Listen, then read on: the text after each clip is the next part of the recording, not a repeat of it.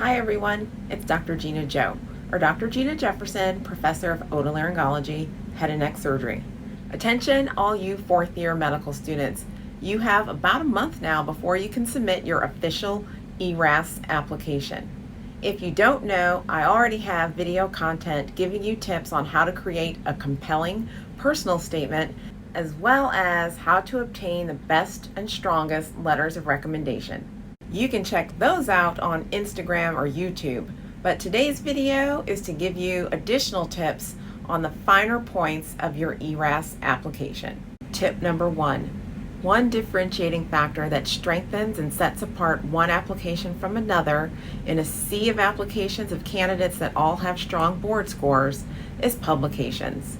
You now have about 1 month to put the finishing touches on outstanding publications, to meet with your senior author, and to actually push for submission.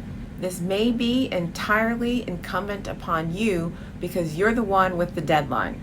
For example, it might be you that has to meet with the statistician once again to verify results so that your discussion can be completed.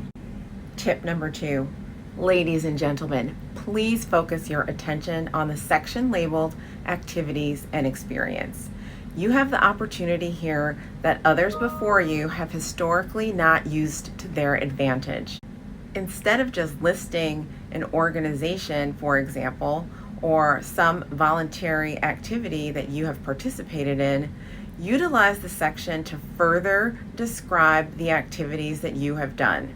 I get the impression that medical students are afraid to illustrate activities that they've initiated just because they weren't the president or the vice president. For example, you might have spent a significant amount of time doing fundraising for your local free clinic. You weren't the president of the free clinic organization, you weren't the vice president. However, you did utilize a very useful skill of organization, and you maintained your grades at the same time. So people, don't be shy and highlight all of your activities. Tip number 3. I cannot overemphasize the importance of spell check and grammar check. An application to a competitive surgical subspecialty with spelling and grammar errors actually illustrates a lack of attention to detail. Trust me when I tell you that otolaryngologists like candidates that have and pay strict attention to detail.